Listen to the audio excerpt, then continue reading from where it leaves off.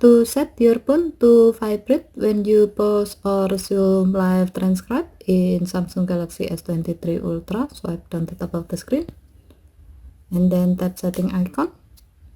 Scroll down the screen to find accessibility. Tap accessibility and then tap hearing enhancement. Tap sound notification and then tap open sound notification. Next, tap the setting icon at the top right. Under preferences section, tap sound types. While the alert for sound notification is set to allow sound and vibration, tap notification categories. Next, scroll down the screen. Under other section, tap active or pause status.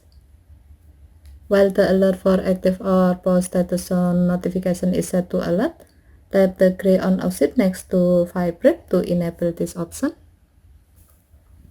When the switch turns blue, it means that this option is on and your phone will vibrate when sound notification feature is on and you are pausing or resuming live transcribe. Okay, thank you for watching. Have a nice day.